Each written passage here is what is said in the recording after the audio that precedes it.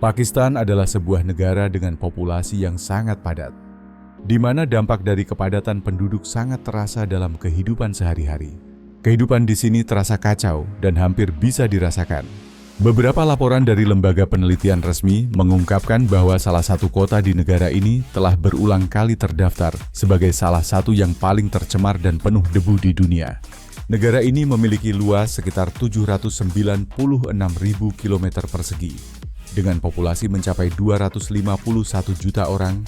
Dalam kondisi seperti ini, polusi menjadi kenyataan yang tak terhindarkan.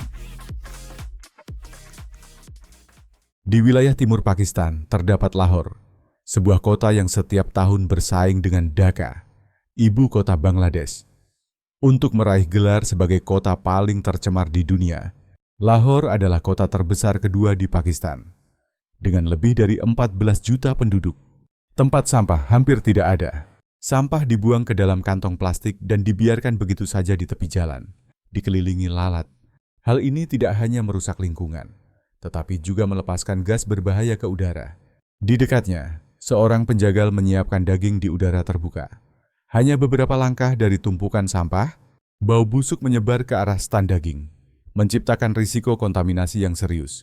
Daging dibiarkan terbuka, terkumpul debu dan asap kendaraan yang lewat. Penjagal tersebut membersihkan permukaan tempat kerjanya dengan tangan telanjang, kemudian memotong daging tanpa mencucinya terlebih dahulu. Di bawah meja, ayam hidup menunggu untuk disembelih saat ada pelanggan yang memesan. Pasar ikan di kota ini juga memperlihatkan pemandangan yang keras, di mana kebersihan tampaknya benar-benar diabaikan. Makanan yang dimasak dan dijual di jalan-jalan memiliki risiko kesehatan besar, dan pengunjung sangat disarankan untuk tidak memakannya. Bahkan menggunakan air keran untuk menggosok gigi dianggap tidak aman.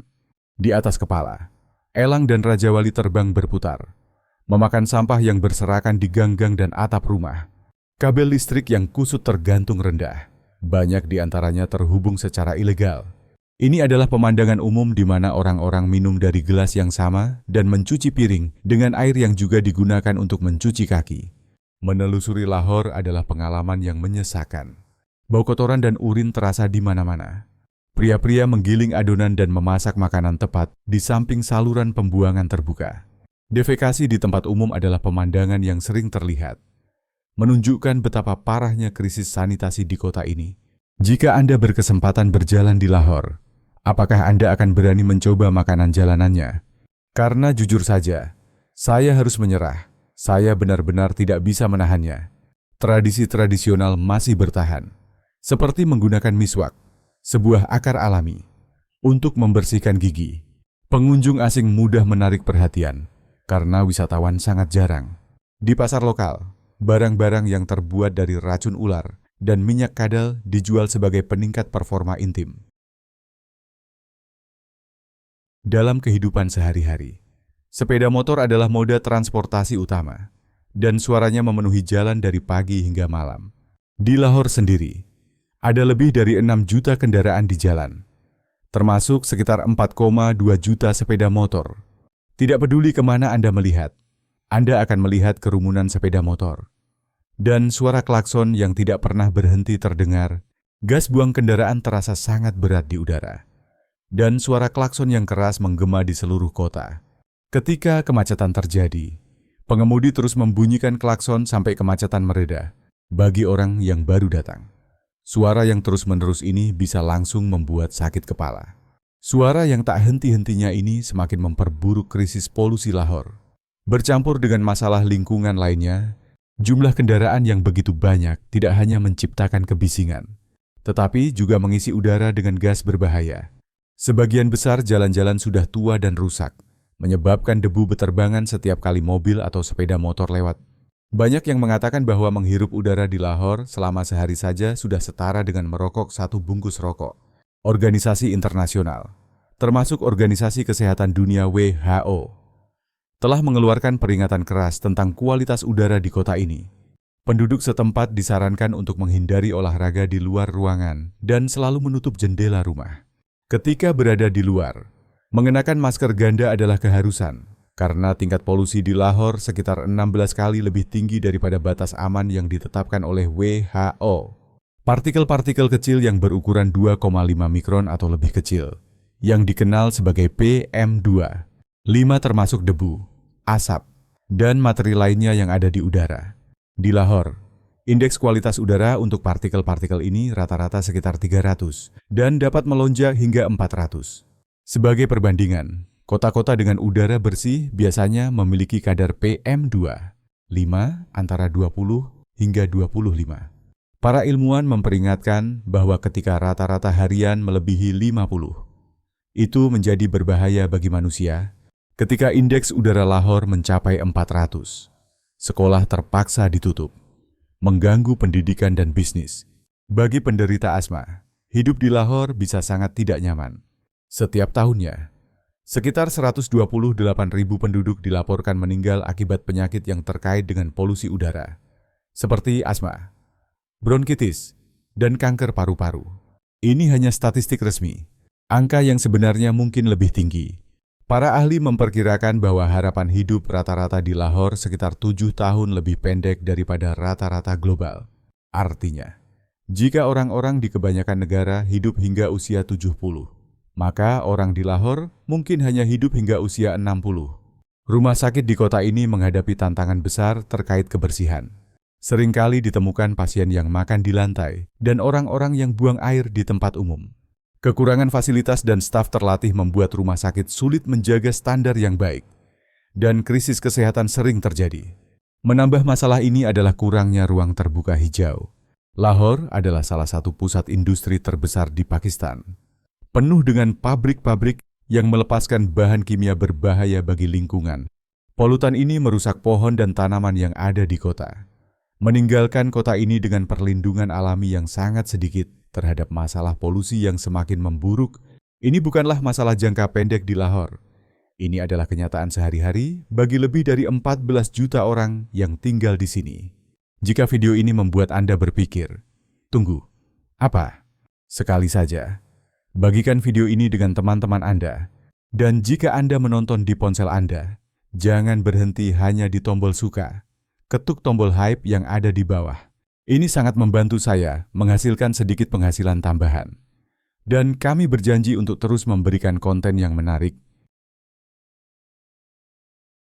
Kembali ke pemandangan sehari-hari kota. Lahore menghadapi tantangan besar terkait kebersihan dan sanitasi. Keledai banyak digunakan untuk transportasi dan sering beristirahat di tempat-tempat yang penuh sampah. Mereka bagian dari alur lalu lintas. Dan gerobak keledai bergerak di sepanjang jalan utama di samping mobil dan sepeda motor. Pemilik toko mengandalkan mereka untuk mengangkut barang dengan gerobak roda sederhana. Keledai-keledai ini dan banyak kucing serta anjing. Jalanan terlihat kurus dan kekurangan gizi. Orang-orang yang lebih mampu menggunakan sepeda motor untuk mengangkut barang. Beberapa sepeda motor dilengkapi dengan rangka tempat duduk belakang untuk 2 penumpang. Mirip dengan tuk-tuk yang terlihat di Vietnam dan Thailand. Ini berfungsi sebagai taksi jarak pendek. Mengendarainya bisa berisiko karena tabrakan bisa sangat berbahaya. Sering ditemukan kendaraan rusak yang berhenti di pinggir jalan, dengan pengemudi menunggu bantuan, dengan begitu banyak orang dan kendaraan di jalan. Kecelakaan lalu lintas terjadi setiap hari di Lahore. Anda mungkin juga akan melihat kereta kuda yang dihias indah di antara lalu lintas. Pada hari-hari khusus, banyak orang Pakistan menikmati naik kereta ini dan bisa berkeliling kota dengan bebas. Lampu lalu lintas menambah kesulitan. Mobil, sepeda motor, dan pejalan kaki saling desak di ruang yang sama dalam kekacauan yang membingungkan. Orang-orang bergerak dengan pertimbangan cepat daripada mematuhi lampu atau zebra cross. Kekacauan ini sering menyebabkan tabrakan dan kehilangan nyawa. Menyeberang jalan memerlukan kewaspadaan konstan. Penutup saluran yang terbuka adalah bahaya lain saat berjalan. Jika Anda ceroboh, Anda bisa jatuh tanpa peringatan. Anda harus memperhatikan setiap langkah, karena Anda mungkin akan menginjak sesuatu seperti makanan sisa, burung merpati mati, atau tikus mati. Layanan kota tampaknya gagal, karena hewan-hewan mati terlihat di sepanjang jalan. Mungkin makhluk-makhluk ini tidak bisa bertahan dengan kebisingan dan udara yang tercemar. Jika Anda harus menavigasi jalan-jalan Lahore, mana yang akan Anda coba? Taksi motor, gerobak keledai, atau kereta kuda yang dihias? Komentari pilihan Anda di bawah. Dan jangan lupa untuk berlangganan dan menyalakan tombol notifikasi agar Anda tidak ketinggalan perjalanan berikutnya melalui Pakistan. Meski dalam kondisi seperti ini, ketika kamera diangkat ke arah jalan, wajah-wajah menyinari dengan senyuman. Lingkungan yang kotor tidak berarti komunitas kehilangan kebahagiaan. Banyak orang merespons dengan senyum atau sapaan begitu mereka melihat lensa. Di tengah kesulitan kota, di makam Syajayo, kami menyaksikan ritual zikar, sebuah pertemuan nyanyian spiritual. Upacara Kamis ini menarik. Muslim lokal yang melakukan lagu tradisional dan memukul drum. Kami melihat pria-pria menggunakan stimulan, yang mereka yakini memperdalam pengalaman keagamaan mereka. Mereka mengosongkan tembakau dari rokok dan mengisinya dengan hasyis sebelum merokok. Sementara minum alkohol dianggap dosa. Penggunaan stimulan ini dianggap bagian dari devosi mereka. Negara yang berjuang dengan infrastruktur modern ini sebenarnya adalah tempat kelahiran salah satu peradaban kuno yang paling maju dalam sejarah manusia. Peradaban Lembah Indus muncul sekitar 3.300 sebelum Masehi. Lebih dari 5.000 tahun yang lalu, menjadikannya salah satu dari 3 tempat lahirnya peradaban manusia bersama dengan Mesopotamia dan Mesir kuno. Yang mengejutkan para arkeolog adalah betapa canggihnya orang-orang Pakistan kuno ini. Mereka membangun kota-kota dengan pola grid yang sempurna, dengan jalan-jalan yang saling berpotongan pada sudut siku-siku, dan area pemukiman yang terorganisir dalam blok-blok yang jelas. Gaya perencanaan kota ini baru muncul di Eropa pada era Romawi. Namun Pakistan sudah memilikinya ribuan tahun lebih awal. Rumah-rumah dibangun dengan bata bakar standar, seringkali memiliki beberapa lantai, dan termasuk sistem drainase internal. Mereka membangun saluran pembuangan bawah tanah dan pemandian umum yang rumit. Beberapa pemandian besar ini kemungkinan memiliki peran dalam ritual keagamaan atau sebagai tempat berkumpul komunitas. Mereka membangun lumbung, pasar yang terorganisir, dan mengembangkan sistem perdagangan yang berkembang pesat, menunjukkan ekonomi mereka telah mencapai tingkat yang sangat terampil. Lebih luar biasa lagi, peradaban ini telah mempraktikkan kedokteran dan kedokteran gigi lebih dari 4.500 tahun yang lalu. Para arkeolog telah menemukan gigi manusia dengan bukti pengeboran menggunakan alat batu api dengan diameter sekecil 3 hingga 35 mm. Perawatan gigi bukan hanya untuk elit, tetapi juga umum dilakukan di kalangan wanita dan anak-anak. Mereka menggunakan ramuan herbal dan anestesi alami, menjadikan Lembah Indus salah satu pusat medis pertama dalam sejarah manusia. Keahlian teknologinya jauh lebih maju daripada zaman mereka. Mereka menguasai teknik pengecoran lilin hilang untuk membuat perhiasan dan peralatan. Metode metalurgi canggih yang masih digunakan dalam industri modern hingga saat ini.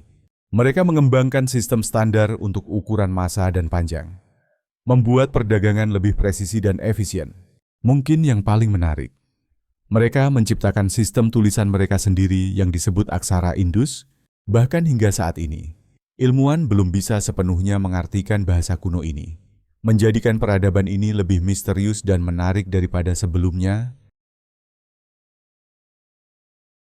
Jika Anda sedang memegang sebuah bola sepak, balikan bola tersebut. Ada kemungkinan besar Anda akan melihat tulisan Made in Pakistan di bagian bawahnya. Pakistan adalah salah satu pusat manufaktur bola sepak terbesar di dunia, dan sebagian besar orang tidak menyadarinya. Di kota Sialkot, lebih dari 60.000 orang bekerja di industri ini, memproduksi jutaan bola sepak setiap tahun untuk diekspor ke seluruh dunia. Lebih dari 70% bola yang digunakan dalam turnamen Piala Dunia FIFA berasal dari sini. Bahkan, Al-Rihla, bola resmi Piala Dunia 2022 di Qatar, dibuat di Pakistan. Yang sangat luar biasa adalah sebagian besar bola sepak yang diekspor dari Pakistan dijahit tangan dengan ribuan jahitan pada setiap bola. Banyak dari pabrik-pabrik di Sialkot adalah bisnis keluarga yang telah beroperasi selama beberapa generasi, mewariskan teknik-teknik dari ayah ke anak. Namun, ada ironi di sini. Meskipun terkenal secara global dalam pembuatan bola sepak, olahraga ini sebenarnya tidak begitu populer di Pakistan. Olahraga nasional resmi negara ini adalah hoki lapangan, dan banyak pria memiliki kecintaan yang kuat terhadap gulat. Sialkot tidak hanya memproduksi bola sepak, Kota ini juga memproduksi berbagai alat medis dan bedah yang diekspor ke Eropa dan Amerika Utara. Lebih dari 90% alat bedah Pakistan digunakan di rumah sakit di Jerman, Inggris, Amerika Serikat, dan Jepang, dengan biaya rendah dan kualitas yang dapat diandalkan. Produk buatan Pakistan telah menjadi pilihan utama dalam industri perawatan kesehatan global. Dan jika Anda berpikir kekuatan manufaktur Pakistan berhenti di situ, kota kecil di barat laut Pakistan, Dara, akan mengejutkan Anda. Dikenal sebagai ibu kota senjata replika. Kota ini terkenal dengan pengrajin yang dapat membuat ulang senjata api apapun yang hanya pernah mereka lihat sekali dalam waktu 10 hari setelah mereka terbiasa dengan prosesnya. Replika berikutnya hanya memerlukan 2 hingga 3 hari untuk diselesaikan. Mereka memproduksi berbagai jenis senjata, mulai dari senapan sniper, hingga senjata pena, dan bahkan meriam anti pesawat. Sebuah senapan AK buatan Dara hanya dihargai lebih dari $100. Meskipun pemerintah telah memperketat peraturan, replika mekanis yang diproduksi di sini tetap terkenal karena ketepatannya dan waktu produksi yang sangat cepat. Pakistan juga merupakan kekuatan pertanian. Negara ini adalah salah satu eksportir beras basmati terbesar di dunia. Jenis beras biji panjang yang sangat populer di seluruh Asia Selatan. Negara ini juga mengekspor jeruk kino, gandum, tebu, dan terutama mangga dengan hasil yang sangat tinggi. Mangga Pakistan terkenal di seluruh Timur Tengah dan Eropa karena rasa manis dan aroma yang kaya. Banyak orang menganggapnya lebih unggul daripada mangga India. Orang Pakistan sangat menyukai mangga sehingga mereka menyebutnya sebagai buah nasional. Ketika musim mangga tiba, seluruh negara merasa seperti merayakan sebuah festival dengan berbagai hidangan, minuman, dan acara yang berpusat pada buah yang tercinta ini. Tahukah Anda bahwa Pakistan pernah memiliki Perdana Menteri yang juga salah satu legenda olahraga terbesar negara ini? Sebelum terjun ke politik, Imran Khan adalah salah satu pemain kriket paling luar biasa dalam sejarah Pakistan. Puncak karirnya datang pada tahun 1992 ketika, sebagai kapten tim, ia memimpin tim nasional meraih kemenangan Piala Dunia pertama dan satu-satunya hingga saat ini. Kemenangan itu menjadikannya pahlawan nasional dan simbol hidup di hati rakyat Pakistan. Setelah menggantungkan tongkat kriketnya, Imran Khan mengalihkan fokusnya ke politik. Dari seorang kapten di lapangan, ia menjadi kapten negara saat menjabat sebagai Perdana Menteri pada tahun 2018. Selama masa pemerintahannya, ia berusaha mendorong reformasi besar, terutama dalam melawan korupsi, memperkuat kemandirian Pakistan dalam kebijakan luar negeri, dan meningkatkan hubungan dengan negara tetangga. Ia juga merupakan pengkritik lantang terhadap meningkatnya Islamofobia di seluruh dunia. Namun, politik bukanlah pertandingan yang bisa dimenangkan dengan mudah seperti kriket. Saat ini, Imran Khan berada di penjara menghadapi lebih dari 150 tuduhan terkait korupsi. Meskipun demikian, survei menunjukkan bahwa sekitar 60 hingga 70% orang Pakistan masih memandangnya secara positif dan percaya bahwa ia dijadikan sasaran untuk mengeluarkannya dari politik. Kisahnya menggambarkan realitas kompleks politik Pakistan, di mana pahlawan bisa berubah menjadi musuh dalam semalam, dan opini publik seringkali bertentangan dengan narasi resmi. Hampir 7 dekade setelah meraih kemerdekaan, Pakistan masih digambarkan oleh banyak media sebagai salah satu negara yang paling berbahaya dan tidak stabil di dunia. Ekonominya terjebak dalam stagnasi yang berkepanjangan. Pengangguran tetap tinggi, dan sumber daya semakin langka. Pada tahun 2025 utang publik Pakistan telah melebihi 224 miliar dolar, yang setara dengan lebih dari 74% dari PDB-nya. Dan angka ini terus meningkat setiap kuartal. Pemerintah beroperasi dengan tidak efisien, sering berganti, dan terus berjuang dengan beban utang yang berat ini. Ketidakstabilan politik dan ekonomi, ditambah dengan kondisi hidup yang sulit, telah memicu gelombang ketidakpuasan sosial. Dalam konteks ini, organisasi ekstremis dan teroris telah memanfaatkan ketidakpuasan publik untuk tumbuh lebih kuat, merekrut anggota baru, dan melakukan serangan mematikan di seluruh negara. Di antaranya, Taliban adalah yang paling terkenal. Selama bertahun-tahun, Pakistan adalah salah satu pendukung kuat kelompok ini.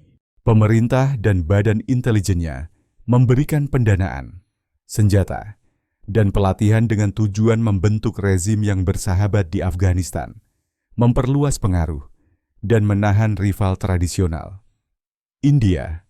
Namun, setelah peristiwa 11 September, ketika Pakistan mulai bekerja sama dengan Amerika Serikat, sebagian dari Taliban merasa dikhianati dan membentuk Tehrik-i-Taliban Pakistan pada tahun 2007. Faksi ini, yang didorong oleh ideologi ekstremis, menganggap pemerintah Pakistan sesat dan melancarkan ribuan serangan teroris untuk menggulingkan negara dan memberlakukan hukum Islam. Dengan kata lain, kekuatan yang dulu dibina Pakistan untuk kepentingan eksternalnya kini menjadi ancaman terbesar bagi keamanan dalam negerinya. Akibatnya, keamanan di provinsi-provinsi yang berbatasan dengan Afghanistan telah memburuk secara dramatis. Pada 3 bulan pertama tahun 2025 saja, setidaknya 152 orang kehilangan nyawa. Namun, inilah yang seringkali terlewatkan media. Masalah-masalah ini sering ditekankan dalam liputan internasional, yang membuat banyak orang percaya bahwa Pakistan kacau dan berbahaya di setiap sudut. Kenyataannya sangat berbeda. Banyak pengunjung terkejut dengan betapa damainya negara ini. Sampai-sampai sulit dipercaya bahwa negara ini masih menghadapi serangan kekerasan. Ketidakstabilan yang sering disebutkan media, sebagian besar terkonsentrasi di wilayah-wilayah tertentu, seperti daerah suku dan perbatasan barat dengan Afghanistan, Provinsi Balochistan, atau daerah-daerah terpencil dekat Iran dan Kashmir. Sebaliknya, sebagian besar negara ini aman, teratur, dan jauh lebih damai daripada yang orang kira. Islamabad adalah ibu kota resmi Pakistan dan juga salah satu ibu kota termuda di dunia, yang baru secara resmi ada pada tahun 1967. Sebelumnya, ibu kota Pakistan adalah Karachi. Namun, Karachi telah menjadi terlalu padat, kacau, dan tidak aman untuk terus menjalankan peran penting tersebut. Maka pemerintah memutuskan untuk melakukan sesuatu yang berani, membangun ibu kota baru dari nol. Ketika memilih lokasinya, Pakistan tidak meninggalkan apapun untuk kebetulan. Mereka mempekerjakan ahli dalam geopolitik, iklim, strategi militer, dan perencanaan kota untuk menganalisis setiap detail. Islamabad memenangkan kontes ibu kota masa depan berkat beberapa keuntungan kunci. Lokasinya lebih sentral daripada Karachi, memiliki iklim yang lebih sejuk, lebih sedikit terkena bencana alam, dan yang terpenting, dekat dengan Himalaya yang akan mempermudah pertahanan di masa konflik. Dengan kata lain, ini adalah salah satu dari sedikit ibu kota di dunia yang dipilih berdasarkan matematika daripada berkembang secara alami selama berabad-abad. Nama kota ini juga menarik. Islam dalam bahasa Arab berarti Islam, dan abad dalam bahasa Persia berarti pemukiman atau kota. Gabungan, Islamabad dapat diterjemahkan sebagai kota Islam. Seluruh kota direncanakan oleh arsitek Yunani Konstantinos Apostolodoxiadis, yang terkenal dengan filosofi ekistiknya, yang berfokus pada ilmu pemukiman manusia. Berkat ini, Islamabad memiliki desain kompak yang terorganisir dengan baik dan dianggap lebih maju daripada banyak kota di Asia Selatan pada masanya. Namun, Islamabad tidak selalu seheboh sekarang. Pada tahun-tahun awal, orang-orang Pakistan memberinya julukan tidak menyenangkan, yaitu kota mati. Alasannya sederhana. Kota ini terlalu sunyi.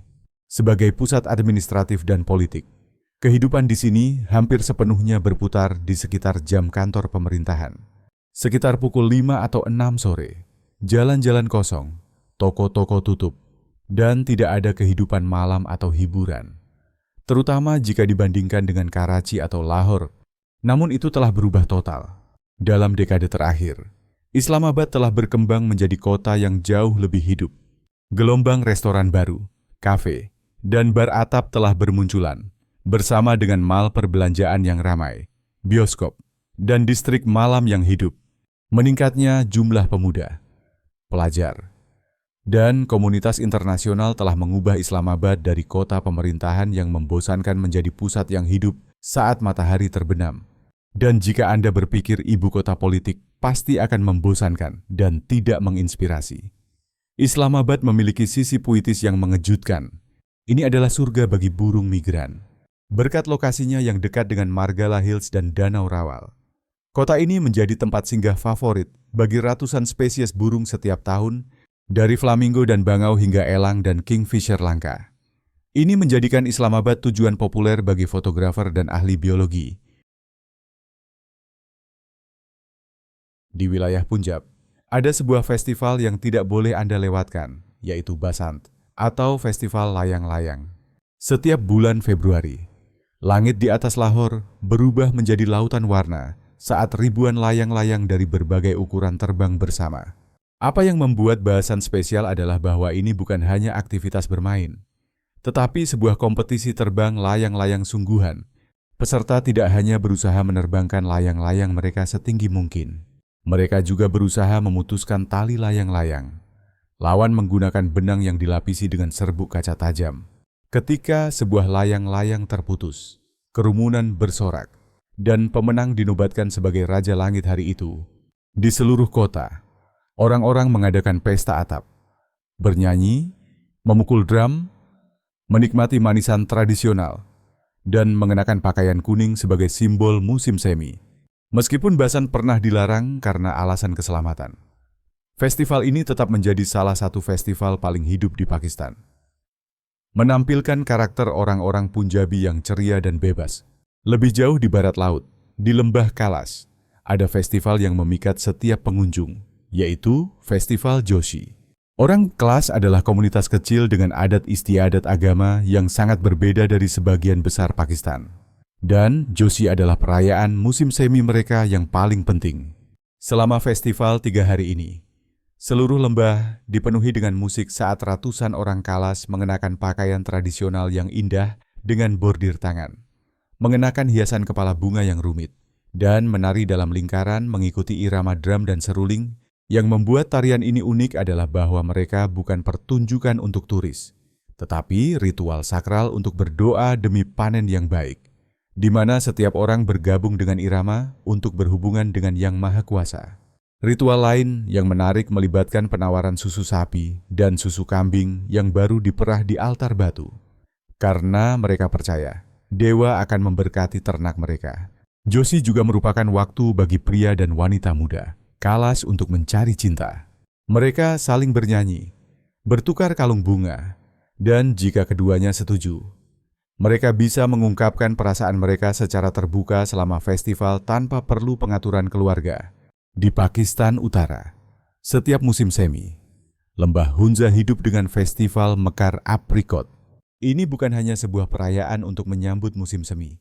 Ini adalah waktu ketika seluruh lembah berubah menjadi lautan bunga merah muda dan putih yang membentang puluhan kilometer. Ritual festival ini sangat terkait dengan kehidupan pertanian.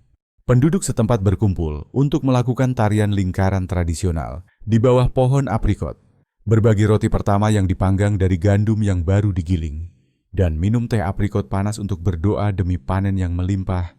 Pakistan adalah negara yang penuh dengan kontradiksi yang luar biasa. Ini adalah tempat lahir salah satu peradaban manusia tertua, namun berjuang dengan infrastruktur modern. Negara ini memproduksi produk yang digunakan di seluruh dunia, namun menghadapi ketidakstabilan ekonomi. Ini menghasilkan legenda kriket yang menjadi Perdana Menteri, lalu berakhir di penjara.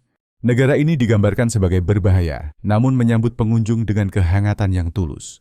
10 fakta ini mengungkapkan sebuah negara yang jauh lebih kompleks dan menarik daripada yang kebanyakan orang kira. Dari jalan-jalan yang tercemar di Lahore, hingga kesempurnaan yang direncanakan di Islamabad.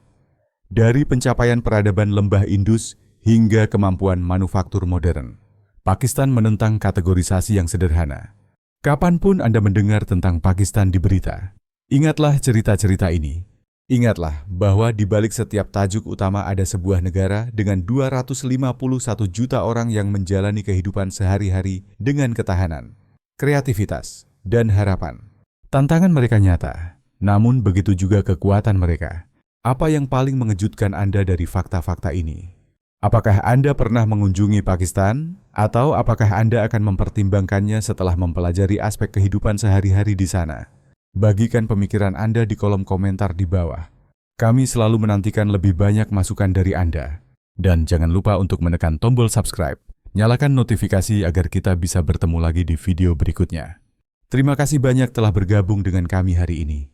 Semoga Anda menikmatinya. Dukungan Anda sangat berarti bagi kami. Semoga sukses. Terima kasih sudah menonton. Kalau video ini lucu atau bermanfaat, jangan lupa like, subscribe, dan nyalakan loncengnya agar tidak ketinggalan video baru. Sampai jumpa di video berikutnya.